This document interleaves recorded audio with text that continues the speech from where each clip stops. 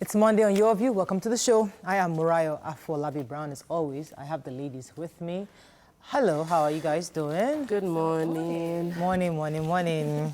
How is everything, Tokwe?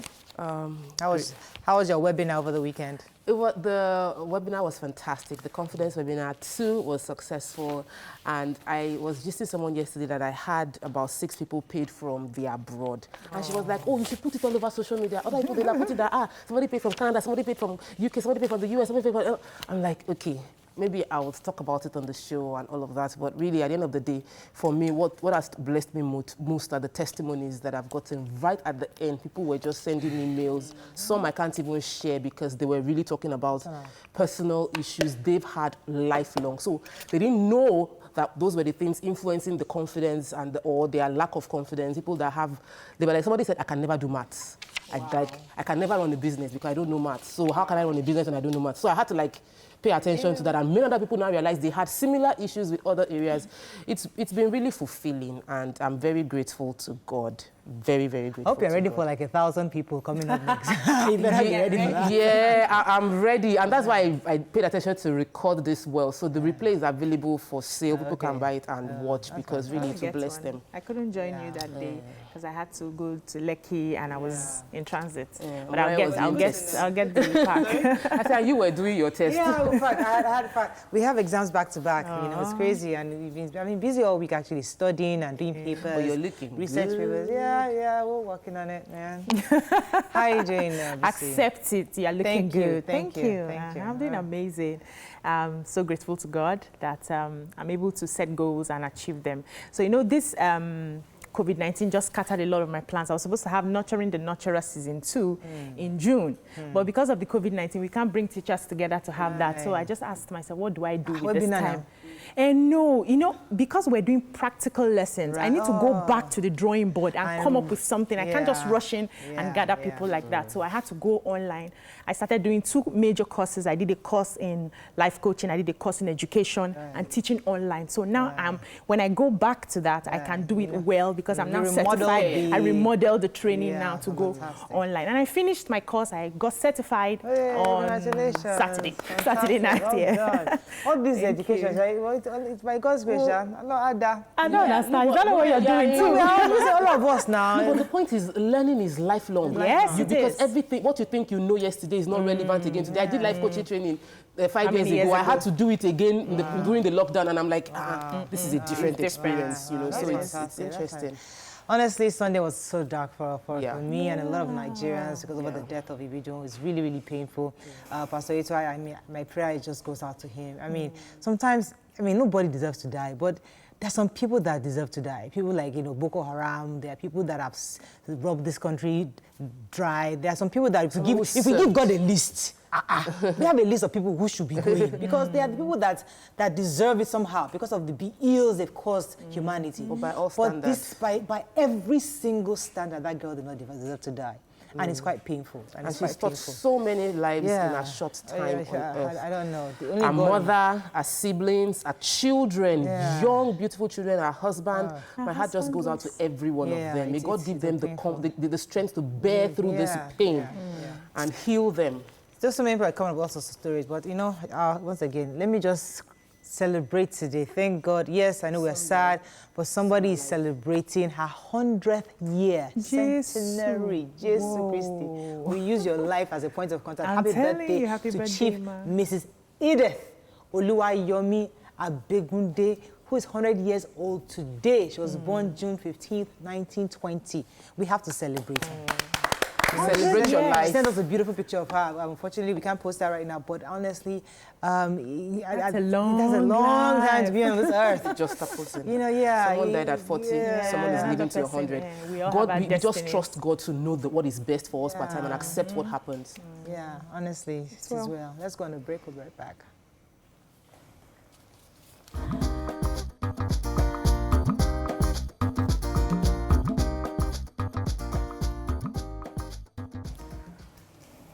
Thanks for staying. We're going to start with the punch. Villa shooting. Aisha Buhari's ADC, escort commander, riot cops may face panel this week. 1 dies, 2 missing as car plunges into Kwara River. Lagos woman allegedly assaulted by expatriate lovers cries for help. Buhari, others condole with the Gadalos as wife dies. Ex-Governor Ahmed siphoned 1.8 billion naira with road contracts, says Speaker. Soldiers who rescued kidnapped Kid Badume attacked us with machine guns, says policeman. APC governors to meet Buhari Obaseki, consult Wike Akwa Ibom governor. Okay, let's start with the human interest story. Who is this woman that was assaulted? So her name is Victoria Marcos. She's a mother of 2 and she's 44 years old.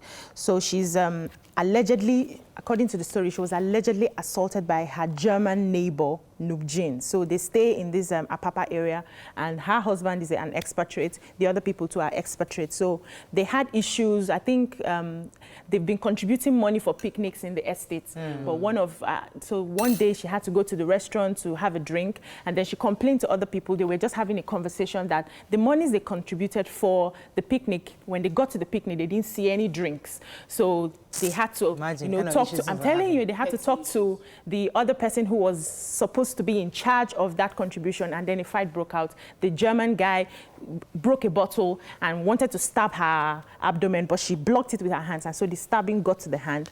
So the case has been taken to the police and in court, but because of the COVID-19, nothing can be done. So she is now saying that they are threatening her life. Anytime they see her, they rail abuses and try to beat her up. All right, let's move on very quickly. Let's take the card of take the Wadume story. Okay. Yes, because this happened in August 2019, where Wadume, a kidnapping kingpin, Bala Hamisu, was arrested, and 3 police officers and 2 civilians lost their life in the process.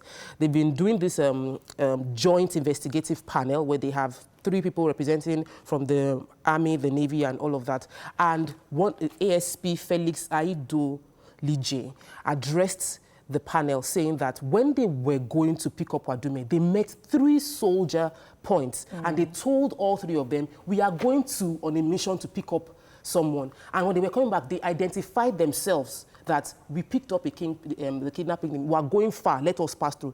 They allowed them pass through, and then they realized a vehicle was trailing them, and that they shot at them with machine guns. The car somersaulted, and they thought he died. That was the only reason this man survived and was able to tell the story. It has taken so long to get justice for the 3 gallant police officers that have died, and we must get them justice. These people should be dealt with, everybody involved, and it is in the Battalion 93 TACOM should be dealt with. We need to get the proper justice on this.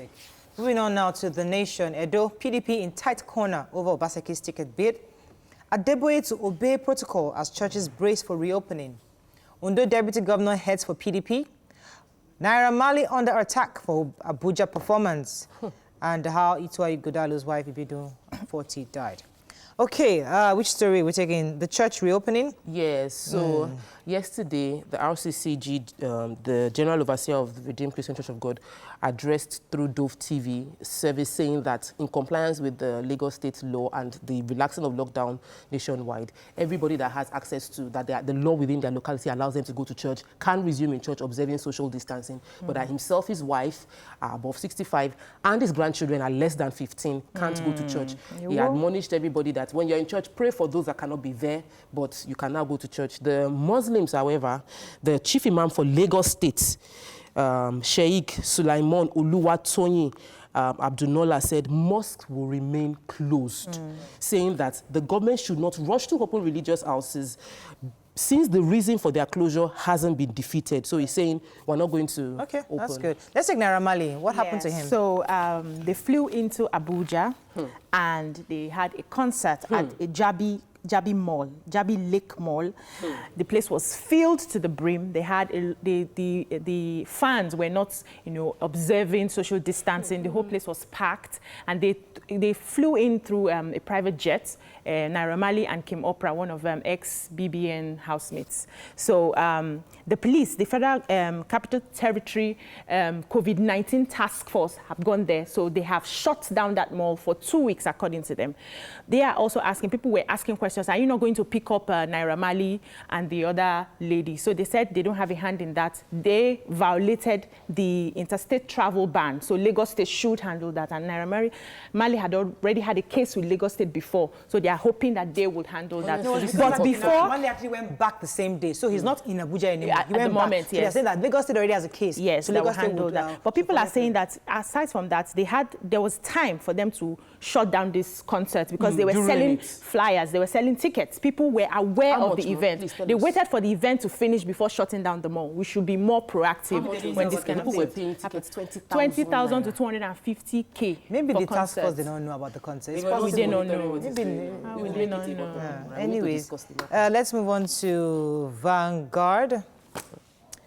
Revised 2020 budget still in trouble despite rising oil prices. Buhari orders investigation, Aso Rock shooting. COVID-19, doctors, patients, teachers caution FG against reopening of schools. Presidency, Northern Elders at war. Court restrains police Dangote Industries from BUA operations. Okay, this Buhari, this Aso Rock shooting. Give us the story. If we should leave my first lady alone, what happened was that a man, Mama Daura's nephew, I think even the president's nephew, Rabiu Yusuf, he went to, they call him Tunde in Aso Rock Villa, he went to Lagos to see his wife who just delivered a baby. And he was there in Lagos for some time. He came back to Aso Villa, and now our first lady and her daughters and her children and aides accosted him in his own quarters, saying he should at least leave the villa to go and do the required 14 days isolation. Obviously, he resisted, and they kept trying to make him leave Aso Villa. Unfortunately, he fled when he saw the aides and all that, and in chasing him, there was a gunshot at some point, like a brawl and everything. And there's going to be an investigation, I think today, by the relevant authorities. They have a weekly meeting to declare security in Aso Rock, and hopefully they determine this is going to be their top agenda to discuss exactly what happened, because there are regulations on how you exert force or how you use your weapon. And there are regulations on when you do interstate travel or you've been in other places, you're supposed to isolate. Isolation. Hopefully they're going to do a proper investigation. Let's take one more story. Doctors and parents, teachers. Yes, so the federal government has been under pressure to open schools. And I remember in May, they said that states will handle the reopening of schools. They were not going to be involved in that. So the Nigerian Medical Association, Association of Medical Laboratory Scientists, and other stakeholders are warning the federal government that schools shouldn't resume now. A lot of them even tried to wear their children the face mask. Those kids could not keep that face mask for more than 30 minutes. And you're saying they go to school, stay for about 8 hours. They are not going to observe social distance. It's not going to work. That it's better we don't lose lives and resume like in September or at the end of the year. The federal government plans to reopen schools now. So I'm not even going to release my children to school. Daily Sun. Obaseki to brief Buhari on next line of action. Buhari backs IGP on arrest of Aisha's ADC and others. Igbo Union in US hits Southeast governors. National Assembly anniversary, ex-Senate President, Minister, others express divergent views. Okay, we'll talk about Obaseki later because it's our hot topic, but do you want to touch on it? Yeah, just a little bit. So, obviously, over the weekend, there was a meeting between Obaseki and Wike because they had asked him, after he was disqualified, I think on Thursday or Wednesday, by the panel in Edo State, that he's not qualified to run for the election with the same certificate he used to win the election last time. The man was given open welcome to come to PDP.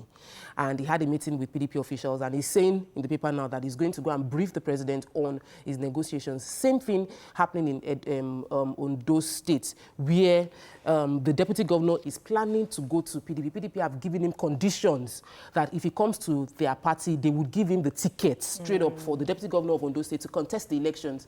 I'm wondering what INEC would do, what our lawmakers would do concerning all this cross-carpeting happening last minute that seem desperate measures for people to contest. Because we cannot say we have democracy right now with these moves. Because the conditions, PDP is giving the Ondo State Deputy Governor conditions that if we give you, you would do one term, and then a proper PDP person would now contest. Like, why all this manipulation without putting the interest of people? Unfortunately, we have to wrap up with that. Let's take our final. Yes, so the Igbo Union, that's an organization of citizens and residents of Igbo extraction registered in California, United States, have written a letter to the 5 states in the region saying that they are not going to accept. I think there was a time the Inspector General of Police gave them like a template on how to have their security outfit, but they are saying that they should pattern it after Amotekun of the Southwest, that they are not going to just collect a template from the IGP. That means they are giving over their power to their enemies. And they also complained about the fact that there's a lot of influx of Fulani young men in the territory, and the governors, like, they have sold their soul. They are not saying anything about it. And this is the time for them to protect their people, protect their land. It was quite a lot. Extensive. Yeah. Okay, that's all we can take on Front Page Review. When we come back, we'll discuss the reopening of religious centers across the country. Stay with us. We'll be right back.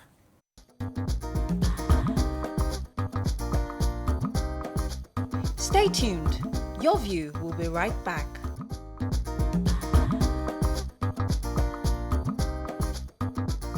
Welcome back to Your View. Thanks for staying with us. So the Nigeria Center for Disease Control on Saturday issued guidelines for the reopening of religious centers across the country, asking children and people aged 60 and above to avoid worship centers for the entire time. It's also said public toilets and sales outlets in churches and mosques must be shut down during services. Now, this comes obviously after federal government lifted the ban on religious and other public gatherings to check the spread of COVID-19. Now, what are your thoughts on this? What happens in a situation where worshippers need to use the restroom? I mean, we saw that online, or the fact that, because many people actually make money doing church services. They haven't made money this well, and many of them are hoping that they can at least make something soon once church reopens. If they put the proper social distancing in place, can they sell their wares? I mean, these are questions people are asking. You can call us on 070-806-68014. You can also tweet us at TVC Connect. Please hashtag YourVTVC so we can read your tweets. So we've heard from 3-4 different general overseers in the past 1 week. The general overseer of Pastor Tunde Bakare, I don't know the name of his new church now. Citadel, yes. He was saying that he's not open. In fact, he might not even open till December, according to him, because he feels that it is wrong for us to put our members' life at risk. Then the GO of RCCG is saying that others who are able to open within this stipulated guidelines can. He, his grandchildren, and his family will not, because obviously of their age.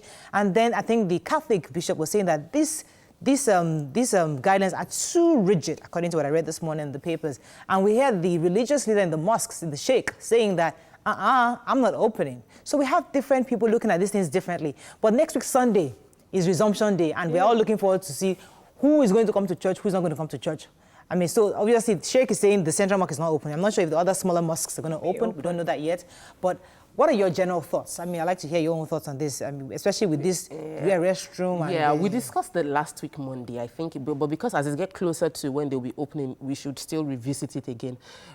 Personally, I feel that every society, we have a brain. God has given every human being a brain for a reason, that we can process information, we can analyze things. It's something only human beings can do. Even animals, to a large extent, can analyze danger and avoid it. So my expectation will be that we are logical in how we deal with this thing. I hear you will bring up corporate prayers, and people called me atheist and antichrist. This your church must have groomed antichrist. And I'm like, same I here. saw it on social media, and I was wondering, God gave you a brain, use it. He gave you a powerful brain, use it. Analyze the information. You are a co-creator with God. Decide what your future would be like. And you can decide that I have faith, I'm going to walk into the lion's den. And even if lion tears me apart, it's okay. It's a sign of my faith. But no, that lion might tear you apart, and you might actually walk out free. So that ability to analyze the situation, it's a God-given ability for every individual. Nigerians should analyze the situation based on the facts they have. If they choose to walk into the worship centers, fine and good. I haven't been to the market. I'm very careful when I go to supermarkets. I stay far apart. I am analyzing the situation. So every human being can analyze the situation and make a rational, logical decision. Because religion doesn't mean you forget to use your brain. Make a rational and logical decision. Okay. I'm impressed with, I know not all churches would open, and I'm impressed with what the mosque have also spoken up concerning that they're not going to open, because the reason for the lockdown hasn't been dealt with. There's no cure. And the numbers are on the rise. Interestingly, we've crossed the 16,000 mark over the weekend, and the numbers are increasing. Wow. What are your own thoughts? I mean, now it's next week Sunday, so obviously people are, and I think I like what Tokwe said, that begin to think about it, begin to plan, have your own, make your own decision based on what's available to you. So you prepare your family. Do we want to go on Sunday, or do we don't want to go on Sunday? Even Friday also. Yeah. Some mosques are going to be open on Friday. Yeah. What are your thoughts on this? Personally, I think we are not ready to open. And the federal government, your own church is not opening. For waiting now. The federal government is just trying as much as, they are under pressure, and I understand. They said you people should stay at home. They don't want to stay at home because they're thinking we need to work, we need to eat, we need to do this, we need to worship, we need to do all of that. And they've said, okay, if you want to go out there, we have given you guidelines. And when I looked through those guidelines, I saw that some of them were realistic. You have to fumigate, you make sure you have your water, your soap, your sanitizers. The members will have their face masks on. They were, you know, a bit realistic. The other ones, the one that talked about not opening of toilets, and I'm wondering, because when I go to church on Sundays, I do the toilet like twice before I leave. Right. Now, if my children, children are not supposed to go to church. Now, going back to that children, if I go to church and my husband goes to church, who takes care of the children at home? So we are not ready, we are not there yet. They also talked about Holy Communion being packed, except of course you're in that kind of church that you eat it in loaves of bread that you can pack it. If it's that tiny thing that they give you, how do you pack it? So it's not realistic. They are just telling you, no, hold on. They are just telling you to, auntie, use your brain and stay at home. We are not ready. As a society, we are not ready to open. The numbers are rising by the day. If you say, okay, let's take for instance, my pastor is close to 80. He can't open. His wife can't open. The assistant pastor will now have to be the one to come to church. Who is going to look after his kids? Who is going to look after his home when he comes to church? So if you really look at it, nobody can go to church as it is. But there are people that can go to church. See, first of all, analyze your situation and make an informed decision. There are single men who feel like it's just me, I need to go and pray. There are people who are members of the praying team that feel like, listen, this is the time for us that they need us to pray. So you're right. Look at the situation and then decide what you want to do. But the part of not opening toilets, I think, is another thing we should mention, because there are some people, I mean, you can actually have the disinfectant sprays. So there's an attendant at the toilet. As you enter, you disinfect the toilet seat or whatever it is. Make sure it's safe for you to use. So there are ways around this thing. But another thing is there are certain areas that are equipped. Like if you go this way to the island and you see the churches there, they can actually have their services because they are equipped. They have the money to get everything that is needed. They have people on standby to clean the toilets and everything. So, but when you go to those local areas, and they are the ones that are agitating to open the churches more, they don't even have good toilets in the first place. Are they now saying that when people want to use the toilet, they should defecate outside? So it's not realistic. Let's really look at our situation and decide. I'm not going to church anytime soon. So let me just quickly add this. Another thing I want to also say is, when we get, those of us that we are very spiritual, like going to church, we should realize that the church concept can take place. Your virtual prayer meeting is a corporate prayer meeting. Your virtual, that's your Zoom meeting. I did service through Zoom, did fellowship through Zoom. And I was so blessed yesterday, because after I heard the news of the death of Widow, I felt really this heaviness in my spirit that how can somebody just go like that? But going through the service, I felt relieved. And it was virtual. It was corporate anointing. It was corporate prayer. And it was corporate grace. In the spirit realm. It can happen anyway. Let's not be bound by things we created. Human beings built the church. God did not build it. Human beings built the social media and internet you're using. So you can as well use any vehicle to arrive at your destination. Just ensure you arrive at the destination. The destination is that you have a relationship with God and you pray to God. If you do it through physical meeting or you do it through virtual meeting, the most important thing is you arrive there is at the no destination distance of a in the spirit with God. Okay, well, so we have to wrap up on this, but honestly, as I said, hey, we have to mention it just to remind Nigerians that the guidelines are there. The services open the Friday and on Sunday this week, and you make your choice if you want to stay or if you want to go to the religious centers. Let's go on a break. When we come back, we'll discuss Edo State politics. Stay with us. We'll be right back.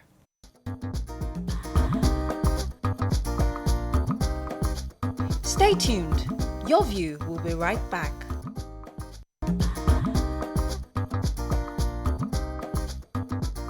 Welcome back to Your View.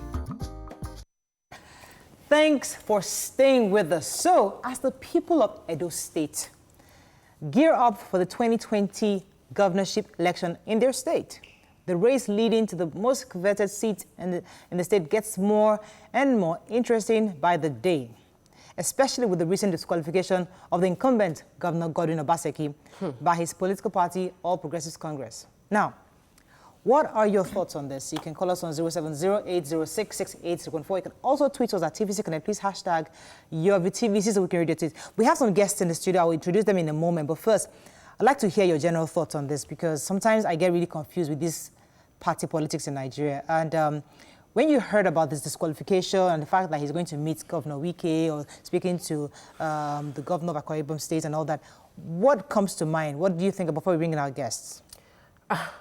So, everybody knows I like politics. But I'm intrigued by the political play.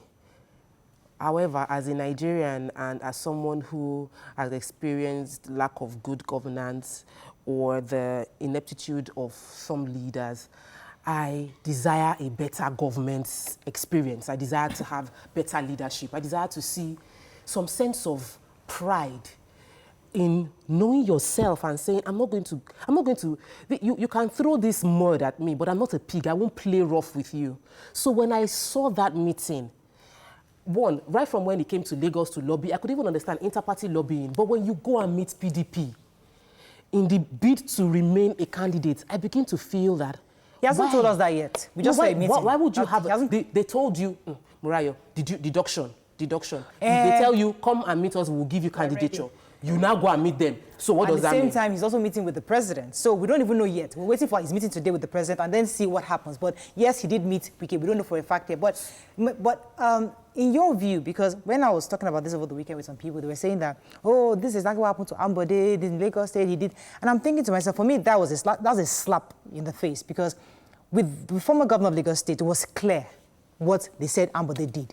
Oh, he did not follow the blueprint. Oh, he did not do this for the party members. It was clearly stated, hanging there. No. It was exactly, they stated it for us. But here they are coming with an excuse. Oh, he doesn't have certificate. With all due respect. So my point is that, the point is that don't throw that at me that he doesn't have a certificate at the 99th hour. At least let him do the primaries. Give me reasons. And then let them queue up behind another candidate. So Lagos was a bit cleaner. Yes, you want to have your own issues, but give him that dignity. Respect us, the people. Respect me as a human, as a Nigerian citizen. Give me a reason that I can even think. Don't come and tell me he doesn't have certificate. They didn't give any excuse for Ambode's own. Ambode was allowed to go into the direct primaries. So they now did the elections and he lost the election. But they played it clean. This one, they did not even care about what people think. In your own view, what do you think? I know you're... Everything was playing out. Yes. What came to my mind was the fact that this is not democracy. We are taking the choice away from the people. Because in as much as we know that it's the political parties that give us the candidates that we now vote for, we still had a say in putting them in that position. We had a say in putting the governor in that position. So if for any reason you want to change him, you should give us an option. You should give us a choice. We want a leader we have put in. So if you want to play party politics to change it, that means the political class are the ones controlling everything and they're taking it away from the people. And tomorrow you sit here and tell me it's democracy. We've been democratizing for a long time now. I don't see anything, honestly, I don't see anything that's democracy here. And the fact that he's willing to even go to another political party, we've had this issue over and over here. Our political parties do not have ideologies. It's for their pocket. So if he doesn't pay me here, I can easily jump over to the next shift. Before we start talking about if he pays you or no pays, I don't know. I'm not sure that's Obaseki. Before you bring in our guest, let me just quickly mention this part because there was something that I heard from Kule Shorinyo. He said it over and over again.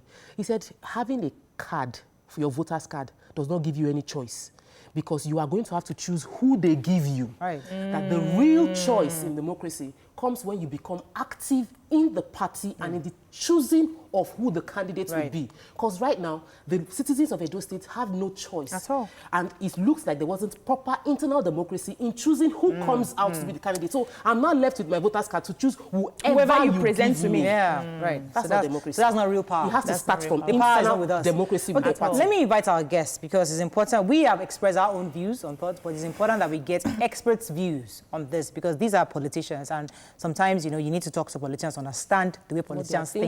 So joining us on the show is the APC chieftain, Pedro Obaseki, and also we have a member of the House of Representatives, Honorable Peter Akpatason. Good morning, gentlemen. Ladies. Good morning. Good morning. So let me start with you, Mr. Obaseki. You're an APC chieftain. In your view, what's going on with Obaseki? How do you react to it? How do you respond to it? What are your thoughts on it?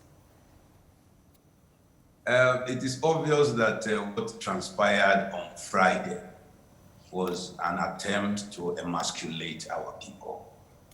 It is apparent on Friday that the national chairman of the party had disenfranchised all Edo peoples by not allowing, by summarily orchestrating the disqualification of the sitting governor, whom he, just less than 4 years ago, told us was the shining star in his own armor.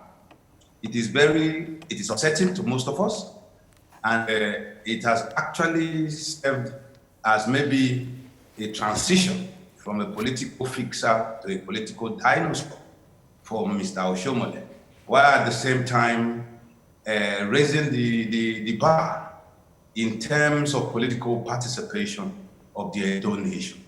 It is also obvious to state that it is clear that Mr. Oshiomole, who is the most biased umpire in living history of any political party in Nigeria, had castrated the summary dismissal or disqualification of Mr. Godwin Obaseki in the most spurious, the most unethical manner. And everybody all over the internet, if you check it, it's not difficult to do a Google Analytics. Okay, you'll find that 95% of respondents have summarily dismissed and rejected this very... Okay, so albeit unethical, albeit unconstitutional, the way he was disqualified, was it right for an incumbent of APC to begin conversations with the governor of Rivers State, PDP? For us, according to what Obi Ajulu said, it seems like there's no real commitment to the ideologies of APC. Yes, sir. Madam, I think, you see, I am an APC. I had fought to be a governor of my state on the platform of the APC. I had joined right from when Fashola joined the AC, as a member of the AC and later the ACN and then the APC. But at the same time, what is most important is the people. So if a band of 12, 15 people within the sanctuary of their locked doors decide to fret away the collective patrimony of our people, I think it is beholding on the office holder to take all options, to explore all options. We've not heard from the governor yet. I'm not the governor. But we in Edo State, we in the Edo APC, we resolved on Saturday to ask the governor to seek re-election on any platform. So if he is now consulting or going around to find which is that suitable, he is actually a messenger carrying on the message that was given to him by the good people of Edo State.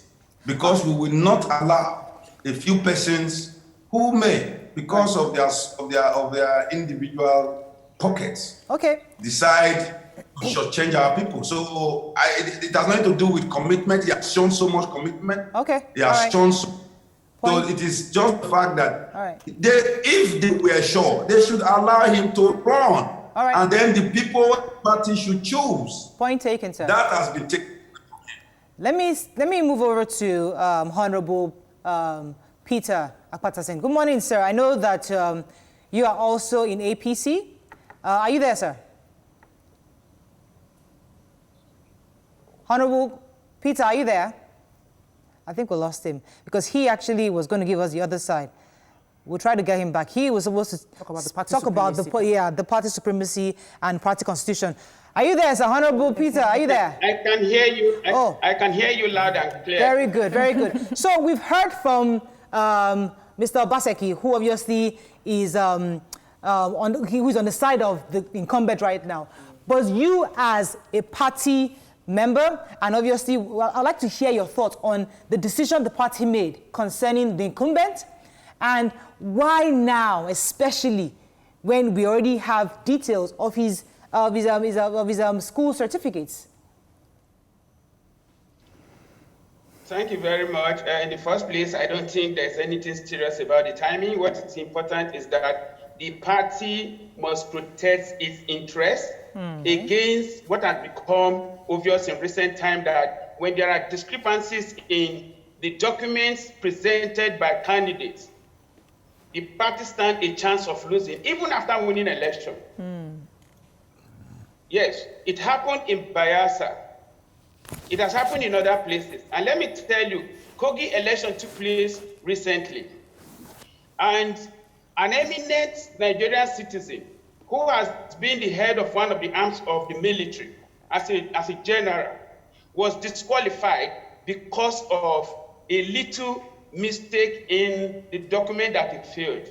And this is because if you don't do it at that level, you might go ahead to contest election, win election, and have somebody talking about popular participation.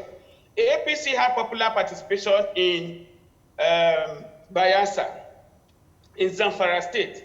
But the Supreme Court turned it round to give the election to those who did not win election during the ballot card. All right, sir. Because of discrepancies in the documents. This is exactly what has happened in Edo State. Right. And I think it is important that we look at the merit of the issue rather than sentiment. But very quickly, I want to say that in 2016, Dr. Pedro Obaseki contested the primaries against Godwin Obaseki, and he cast all sort of aspersions on him, calling him all sort of names as somebody who is not qualified, somebody who cannot be trusted and all of that. I'm surprised that suddenly, perhaps because of the recent developments in Benin, he has decided not to see what he saw in 2016. All right, sir. Okay. So taking it from what you have said now, that means that he contested for the governorship of Edo State with those same certificates.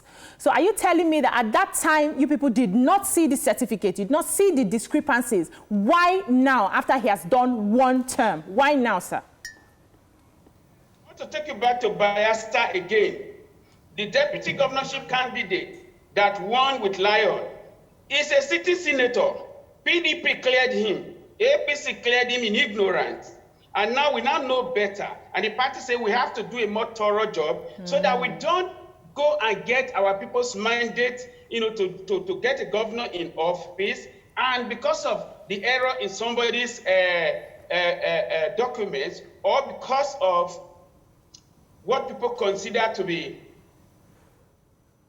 inappropriate, stuff in the presented documents, the party will lose. The people who voted will now lose at the end of the day. So get it right at the beginning.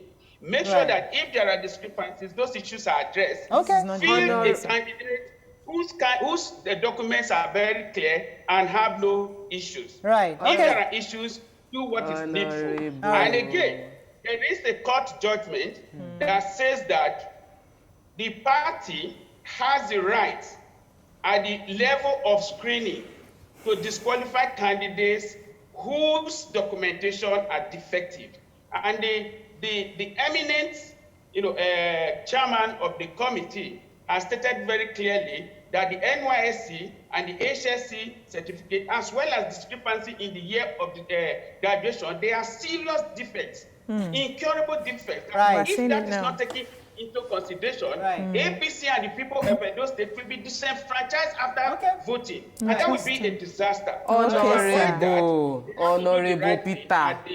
Honorable Peter Akpatason, thank you so much. Because you see, we assume that Nigerians have not been following the drama that has been playing in Edo since, and that there was no beef between Oshiomole, the party chairman, and the governor. This beef had been ongoing, and we had heard the threats that the party chairman was waiting for this time to show his power. So why are you making us feel that what we knew is the play out is actually party politics, sir? I have to go on a break, though. I'll let you respond to Tokwe because there are conversations around this. I'll let you respond after the break, sir. Let me go on a quick break. We'll be right back.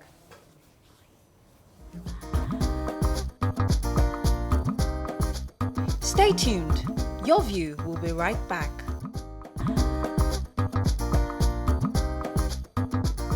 Welcome back to Your View. Thanks for staying with us. So we still have with us our guest. We have APC Chieftain Pedro Obaseki on the phone, and we still have Honorable Member of the House of Representatives, Honorable Peter Akpatason. Tokwe had a question before the break, yes. I was asking Honorable Peter Akpatason concerning the drama that people are wondering that this is as a result of the drama we had seen between the governor and the chief APC chairman. So that this is a fallout of that drama, that this is not internal party democracy. Please, can you clarify that for those watching? Did you hear me, sir? Honorable Peter, that was for you. Can you hear us? I don't think you. Honorable Peter, are you there? I think we're having... Yes, I can. Yeah, okay. I'm here. Tokwe asked you a question now. Did you hear my question, sir? About internal politics. Yes, I heard your question, Tokwe. Okay, go ahead, sir. You see, you're entitled to your opinion, actually, but It's not my opinion, sir. Your opinion is quite far from the truth, because the party has a right to do what is right to be done. The fact that there are issues in Edo State should not preclude a party committee and the NWC of the party from doing their job. I tell you, if we allow whatever you call the crisis in Edo State to be cloud objectivity and stop people from doing the right thing in a critical moment like this, and then we go to the election with a candidate that has defective, credential issues, it will be a colossal loss for the party and for Edo people in the end, because the Zamfara and Bayelsa thing can happen. So the truth of the matter is that, irrespective of what is going on in Edo State at the moment, the party has a responsibility to ensure that we don't go to the election with a position that will make sure that we end up in disaster at the end of the day. Okay. So this is not about the differences in Edo State. And it is not right and it's not fair that you keep referring to Adam Oshiomole in this matter. I'm talking to you as a stakeholder in Edo State. Others have also spoken to you as stakeholders in Edo State. You keep talking about differences between people. We're not looking at the facts. We're not looking at the difference in the document.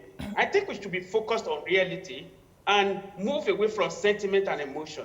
That is the truth of the matter. Okay. Honorable Akpatason, the reason for this is not to raise the issues. The issues are already online. It's been raised. I'm asking it so that you can dispel the rumors and give us the facts. Okay, so if we ignore it, it's not serving you. All right. So, all right, sir. So the governor of Edo State, Godwin Obaseki, has said he's not going to appeal the disqualification, that at the end of the day, he's not going to get a fair judgment. But I want to ask you, is there a provision in the committee of the party for an appeal when something like this happens? in your constitution. There is a provision. There was an appeal committee that was set up, and he has the right to take advantage of the appeal committee and also not to do so. And he has chosen. Oh. I think we're having some network issues. Hello, are you there, sir? We can't hear you. We might have to ask that question a bit later. Let's move to Mr. Pedro Obaseki. Not to do so, okay. All right? But so somehow that the appeal committee did the right thing. Sorry, we lost you a bit there. Hello? Would you like to repeat that answer, please? We lost you a bit. Okay, what I said is Technology. that the provision for appeal is available. Okay. Appeal committee was set up.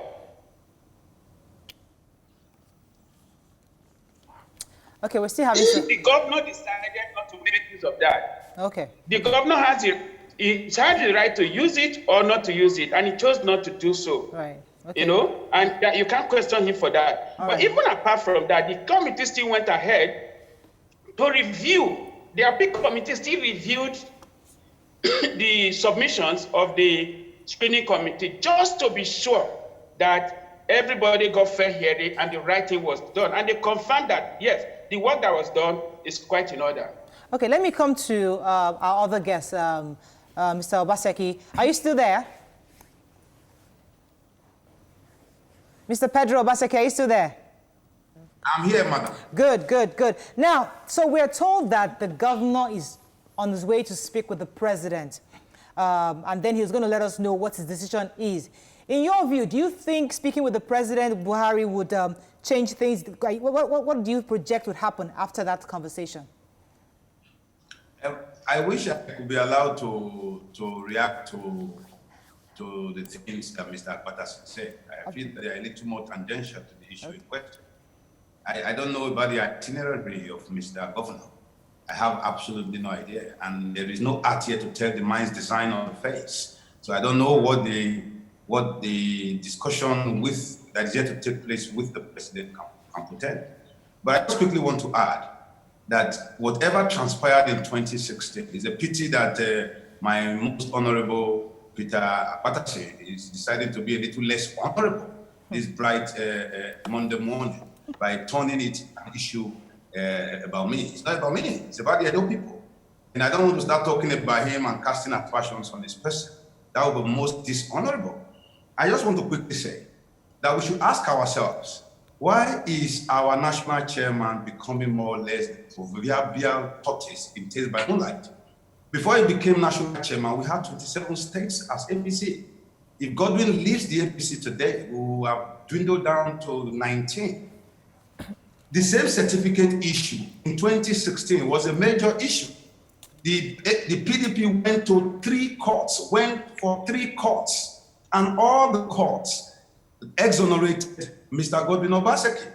He's talking about discrepancies when our national law made it clear, the electoral law is clear, the last judgment that was passed on in the case between Atiku Abubakar and our president was clear, that all he needed was to show attendance to secondary school level.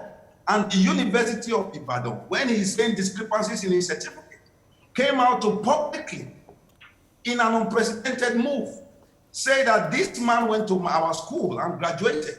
It is not the position of any of the parties to begin to question the veracity of his entry qualifications when that entry qualification has not been rejected by the issuing authority.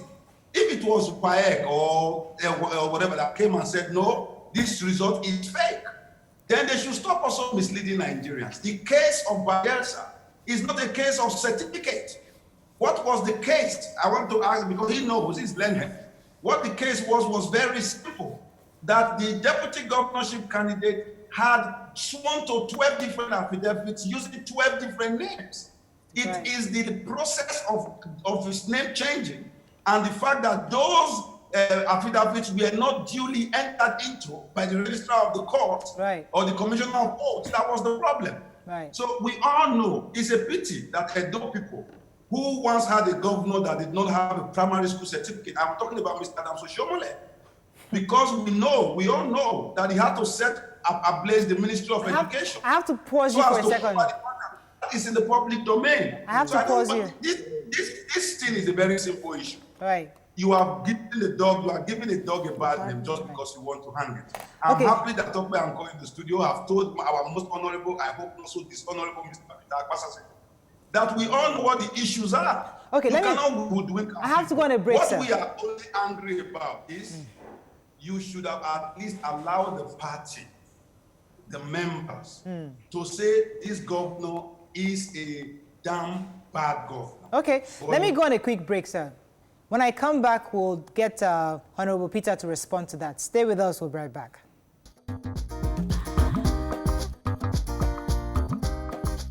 Stay tuned. Your View will be right back.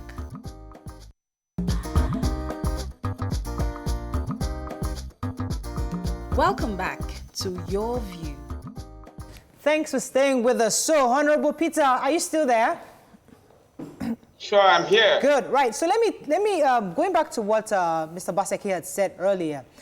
He was saying that we can't use Bayelsa as a yardstick, obviously, for obvious reasons. And he kept mentioning the people of Edo State.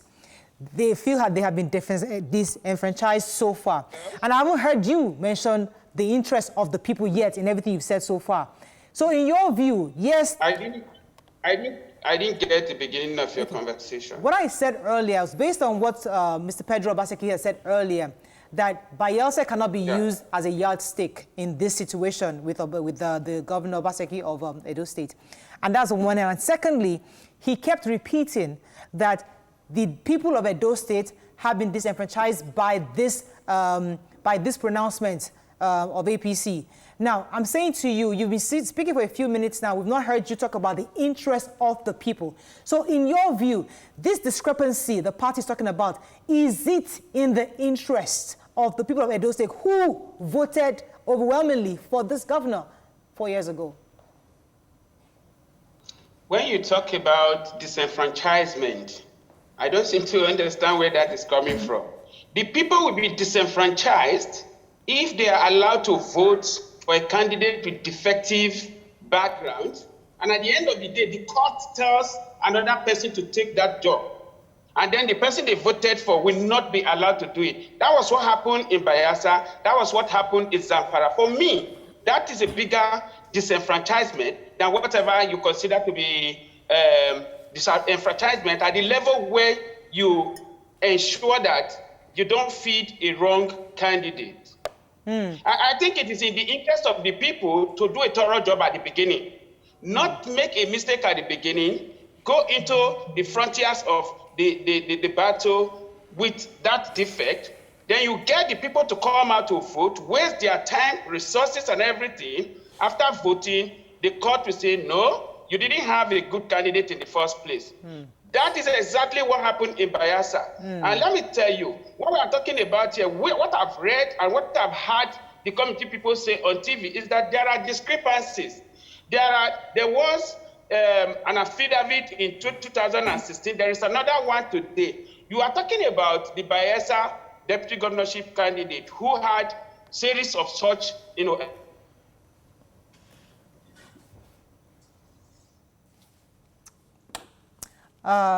we lost that. Are you still there, sir? Affidavits that had, so I don't understand why my brother they're talking about. The fact is that what happened in Bayelsa is the same thing that is happening here. Okay. In terms of the defect of document. That's right, exactly what it is. Point taken. You serve the interests of the people, you protect the interests of the people by not allowing them to file out to go and vote for nothing. Okay. But ensure that when they vote, they're actually voting for a candidate that can stand the test of litigation. All right. I'll come back to you in a moment. It's become common in Nigeria today. Every election is contested. Okay. Even when people clearly lose election, like in my own case, I won 10 over 10. In all my 10 constituencies, I won everywhere, and yet I was taken to court.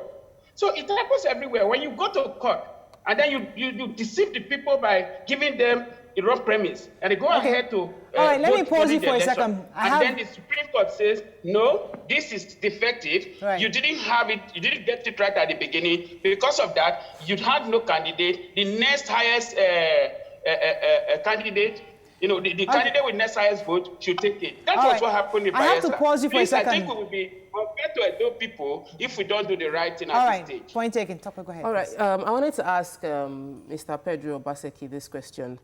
And my question is that you've been a party member for so long, according to what you said, you were in ACN and you've contested. How do you think you can strengthen the internal party democracy, where, like Honorable Peter Akpatason says, that there's discrepancy that can jeopardize the opportunities of the party?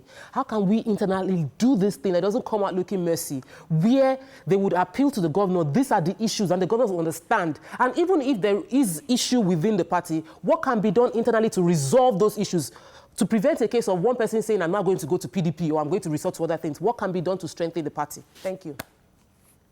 When we're putting together the APC constitution in between 2013 and April 2014, all these were taken into consideration. That APC constitution is apparently, among all the party constitutions in Nigeria, maybe the most watertight constitution. Unfortunately, prior to the entrance of Mr. Oshiomole in June 2018, the APC never had all these levels of highfalutin brigandage, because the practitioners of the Constitution held tenaciously to the provisions of that Constitution. What we've been faced with, Zamfara, Peter, you are a public servant. Don't misinform people. What happened in Bayelsa had absolutely nothing to do with certificates. It was because of... No, please, sir. Please. It was because the major reason why it was thrown aside was because our party chairman recognized the wrong primaries. That is the truth. Please don't misinform people. I didn't interject when you were talking. I did not interject when you were talking. The governor acted beyond his mandate. Okay. The governor acted beyond his mandate. Honorable Peter, Honorable Peter, I'll ask. Acted beyond his mandate to conduct primaries. Was that a certificate issue? Don't mislead people, please. Okay. Now, let me finish this, madam. Please, yes. I'm very sorry. I think you guys should let me talk a little bit. But we lost. Honorable Peter, please hang in there for a moment. Let me finish. We lost because our chairman did not follow the rules. Okay. And it has Chairman wasn't the governor that conducted the election when he didn't have the mandate to do so in Zamfara. It's not the chairman. Please, sir, please. The chairman in our Article 13.4 of the APC Constitution states clearly that it is the job of the National Working Committee to organize the primaries of the party. I'm pretty sure you should know that. On the other hand, let me just state this clearly, madams, you guys are doing a brilliant job. The APC Constitution has shown all this. But unfortunately, I want to say clearly, without missing words, that if the party allows itself to follow the grand norm of the party will not have these problems. If all avenues, people will not be running to court, except there is an impunity, there is the impunity being displayed by those who are operating the Constitution. Right. The question is not the problem of the APC Constitution. The problem is the fact that in repeated scenarios, right, all telling one into the other, okay, the present operators of our APC Constitution have decided to play Team God. That is where the problem Let me pause you here so that Honorable Peter can respond. Go ahead, sir. Okay, let me start with the Zamfara case. The Zamfara case was not a case of discrepancy, but APC lost out because the right thing was not done at the beginning. And what was that right thing? The governor, out of impunity, went ahead to conduct primary at his own pace without the involvement of the NWC, which is the constitutionally authorized organ to conduct primaries. The same thing happened in Edo State. On the first primary that was conducted was at the instance of the governor without the NWC, and that was why it was cancelled. Assuming the one of Bayelsa was assuming the one of Zamfara was cancelled, the one that the governor conducted was cancelled, and the NWC were allowed to do their job, APC wouldn't have lost out in court. And so what I have said here, which I want to repeat, is that the party should do the right thing from the onset and not allow mistakes that will jeopardize our chances in the future. Okay, we have to wrap up. Unfortunately, I have to wrap up. Sorry, man, the case of Bayelsa, it is about series of discrepancies in the affidavits that the deputy governorship candidate deposed to. Honorable a similar thing is Peter. happening here today. I don't know why Pedro Obaseki don't want to look at that aspect. Okay, Honorable Peter, I have to pause you here because we've been talking politics for the... Honorable, wait, Mr. Obaseki, please hang in there. We've been talking politics for the past 30 minutes. I want us to move this conversation to the people. If we ask somebody from Edo today, what has your governor done? They'll tell you, oh, Edo best. He has revolutionized education. They'll tell you IGR has increased. Is that being considered in changing or showing this discrepancy? And this is to Honorable Akpatason. Because the people of Edo, some of them will tell you, they have seen quite a bit of change in the last 4 years. Is that being considered at all? Honorable Akpatason. Yeah. Okay. Honorable Akpatason, please go ahead. Well, tell your fans. We come here to assess Obaseki's performance, to be very honest. But I disagree with the contention that, Edo people are applauding the performance in that state. I am from Edo State. I've not seen what you're talking about. Okay. I think we can wrap up on that. Thank you so much. Thank you, gentlemen, for joining us. We ran out of time. Thank you very much. We're speaking with an APC chieftain, Pedro Obaseki, and a member, House of Rep, Honorable Peter Akpatason. Thank you, gentlemen, for joining us this morning. Unfortunately, we ran out of time. That's all we can take. Hope you learned a few things. Have a fabulous day. We'll see you tomorrow.